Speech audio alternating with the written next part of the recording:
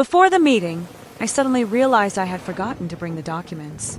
Flustered, I call that pervert about the same level as those strange Japanese guys following me who every day crawl under my bed to watch me masturbate. You're at my place, right? Bring the documents. There was silence on the other end for a while. Then he awkwardly explained, I don't have a key. I laughed, partly out of anger. He must have made a dozen keys. I don't even know for sure. Isn't it true that almost every day around this time he sneaks into my house and lies on my bed, sniffing my wet underwear? And now he's pretending to be innocent? Yeah, right. My phone fell silent. Only much later came a deep reply. Got it. I decisively hung up. As I turned my head, I caught my best friend's stunned gaze. Your house has a man in it? Who? A pervert. She took a deep breath.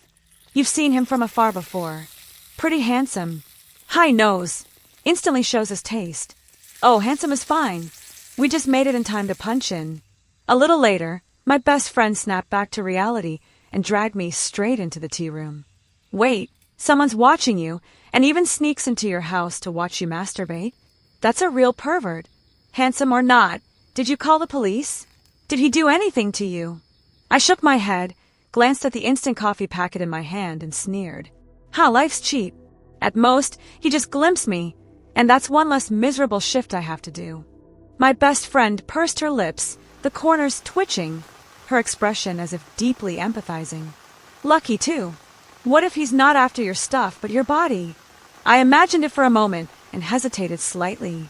So should I thank him?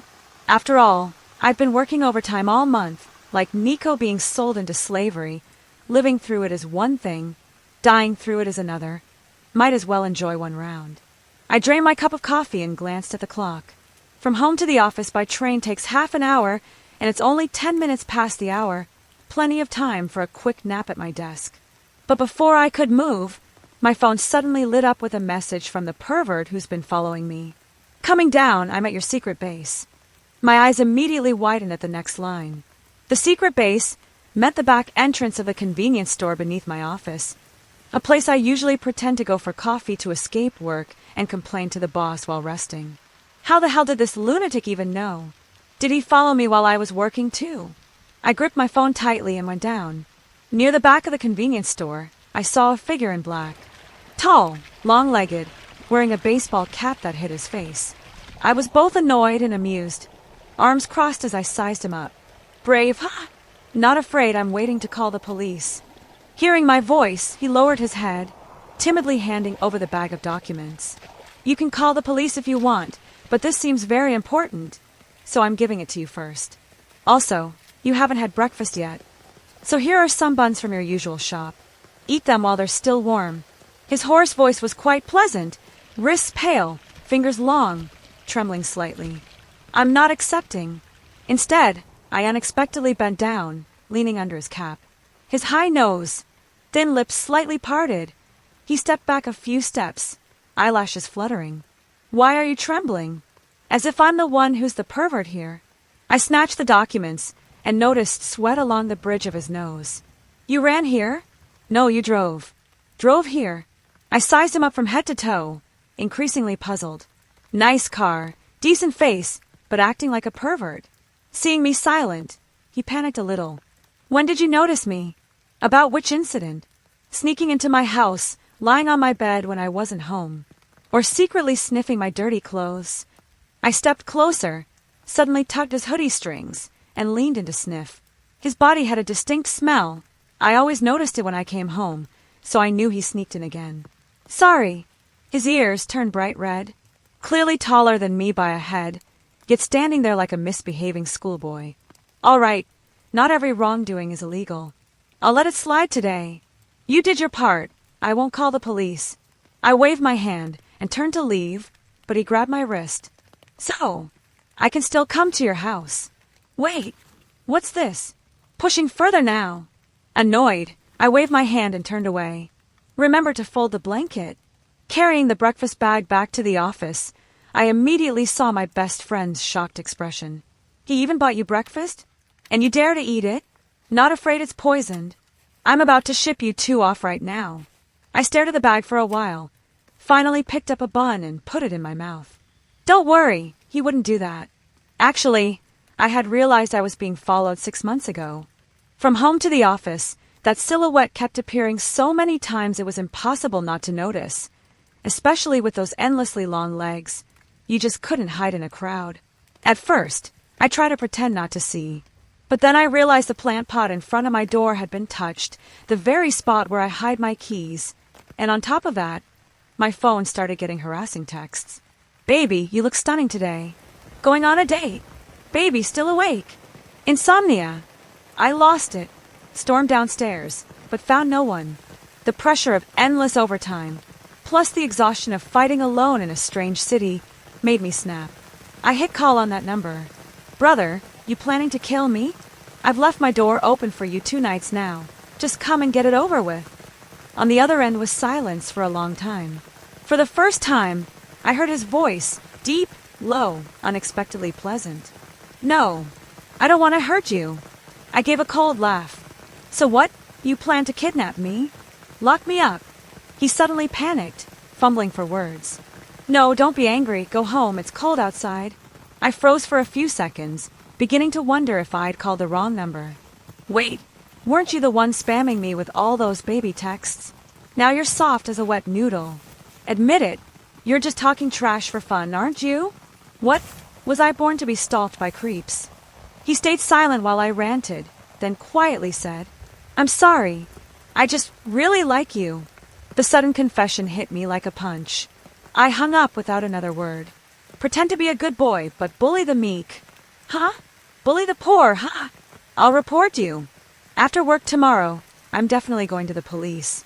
But the next day after work, my manager dragged the whole team out for drinks.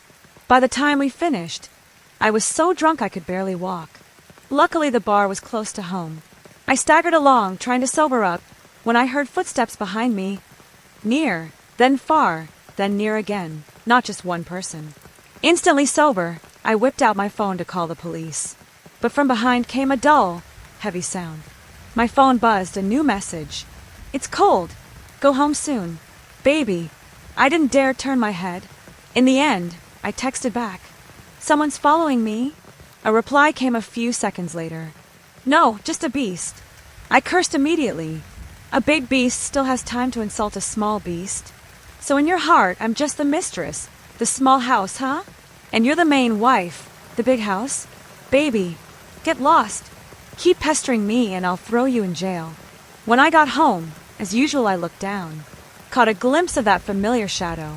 Strangely, it made me feel a little safer.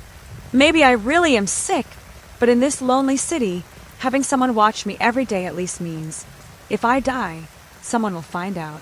Furthermore, as my thoughts kept wandering, I remember the face I had just seen earlier. Actually, he looked kind of handsome. I wondered if he was already at my place by now. Was he lying on my bed as usual, sniffing my clothes in secret? My heart started beating like crazy. I had to pinch my forehead to calm myself down. Maybe I'm the real pervert in this relationship. The overtime meeting dragged on until midnight. As usual, I went downstairs but suddenly remembered the incident from the morning and couldn't help glancing back toward the corner of the hallway. Sure enough, a shadow flickered by quickly. I whistled, turned on the flashlight on my phone, and stepped forward. No more hiding places, right? Sorry, this afternoon when I bought coffee, I locked the storage room you usually hide in. He seemed flustered, just about to open his mouth when I covered it with my hand. Do you drive? His sharp jaw nodded slightly against my palm. Good. Then drive me home. He seemed a bit startled, but led me across the street and took out a car key. Wait a second. Bentley? Damn it. Stalking people must be lucrative these days. Huh? I'm starting to hate you already. The man beside me froze, his face clearly paling. Did I do something wrong? No. I just hate rich people. He pressed his lips together and stayed silent.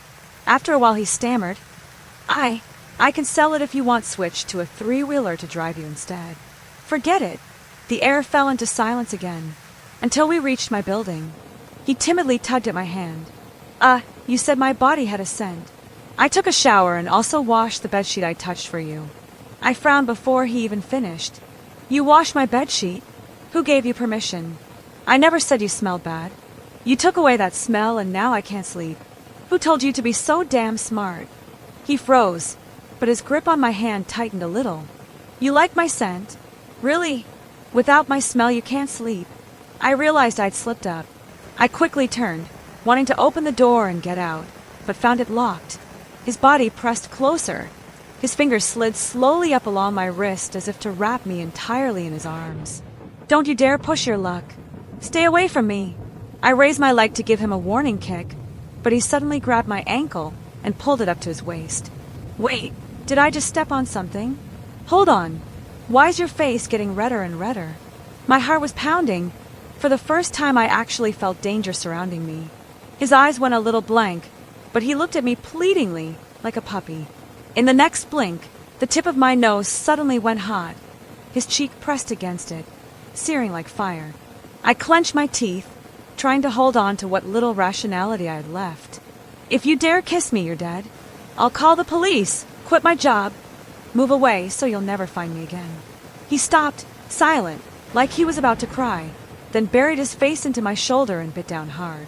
It didn't hurt, it didn't even sting, but my heart felt like it was about to explode. Reflexively, I swung a punch. You pervert! Are you deaf? Bite me? Bite me? You're not even worthy of being a dog, you hear me? Panting and cursing, I suddenly realized something was off. He was curled up now, one hand clutching his nose, the other pressing down on his lower belly.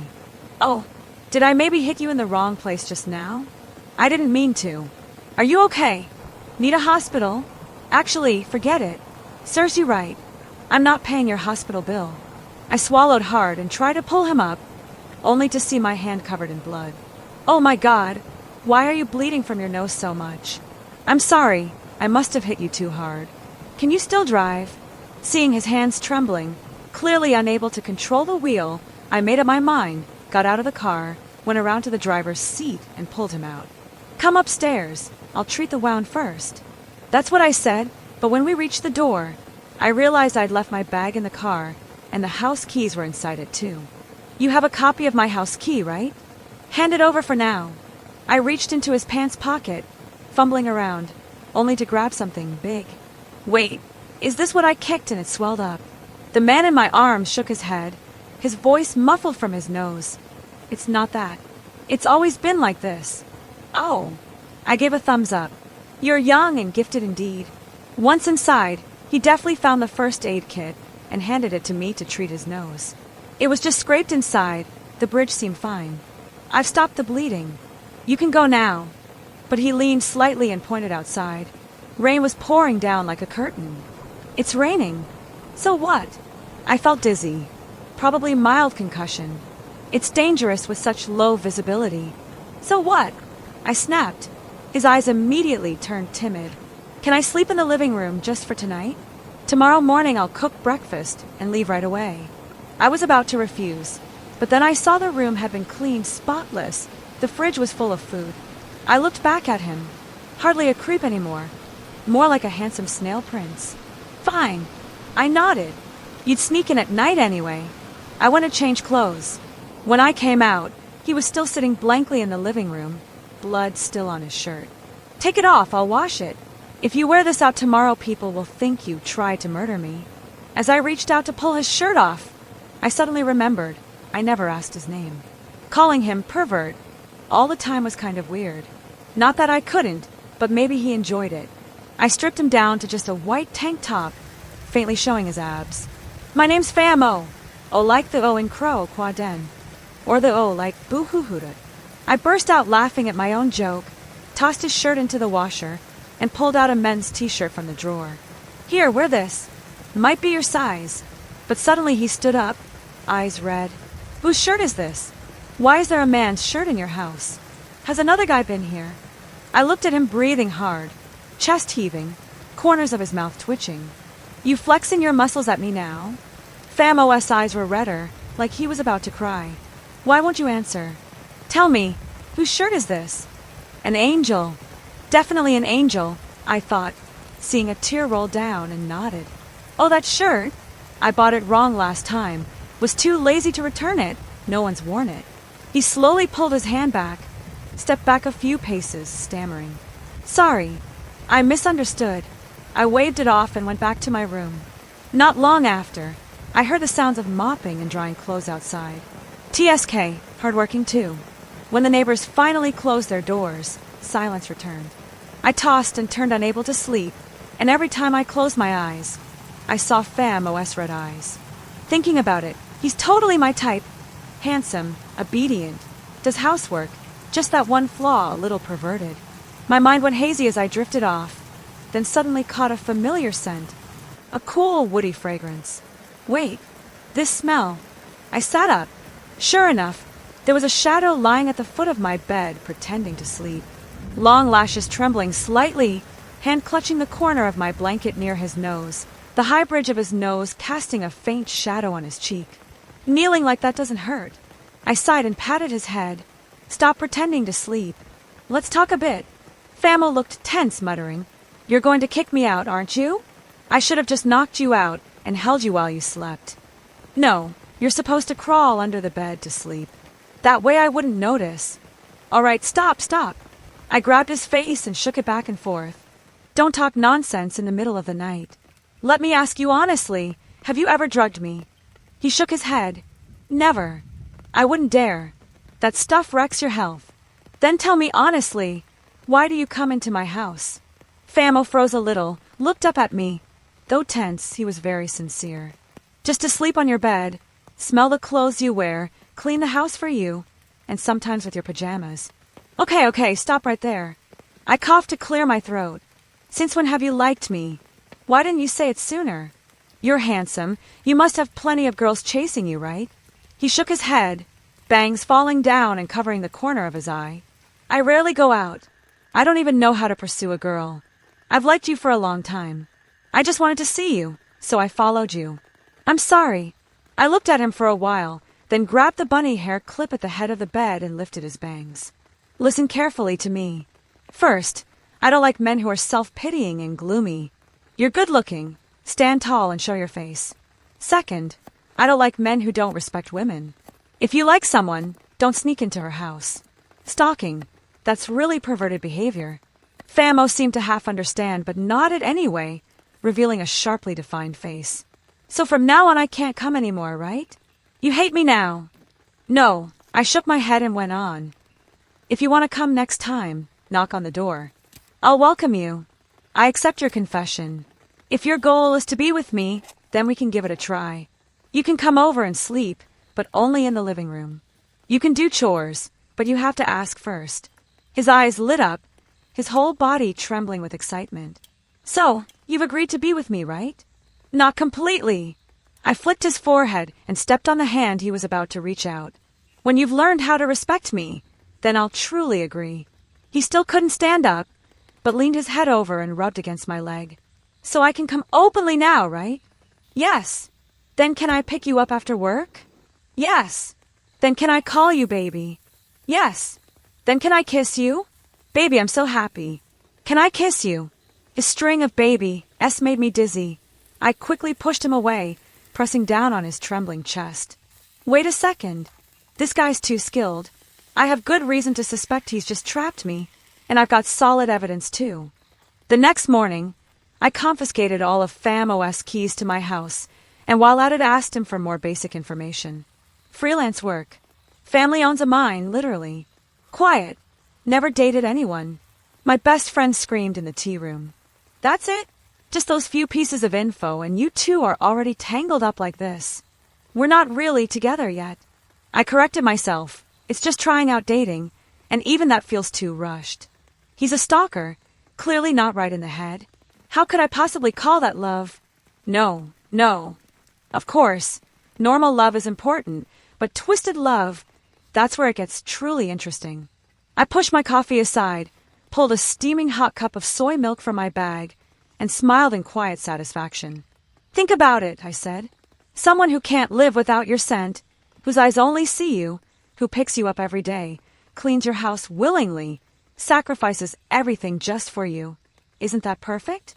He just doesn't know how to love yet. Then let me teach him." I clapped slowly, grinning. Madness should only fall in love with perversion. Before leaving, my best friend couldn't help but warn me, "If you teach him wrong, then it won't be perfect anymore. For some reason, a little unease stirred in me. I planned to use the weekend to sit him down for a serious talk. But before I could even make a plan, my time got completely derailed by a sudden work meeting. With Chishi Festival around the corner, my boss told me to prepare a special feature on jewelry, specifically an interview with the currently trending designer. The moment I heard that name, Vu Van, a chill ran straight down my spine. That damn fat guy again. 3 years ago, I had interviewed him. Long hair covering his forehead, glasses thick as a knuckle, bangs pulled up and it was daytime. Bangs down and the whole room turned dark.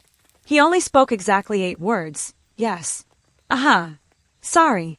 Goodbye. Making me interview him again? That's basically the same as interviewing a chair.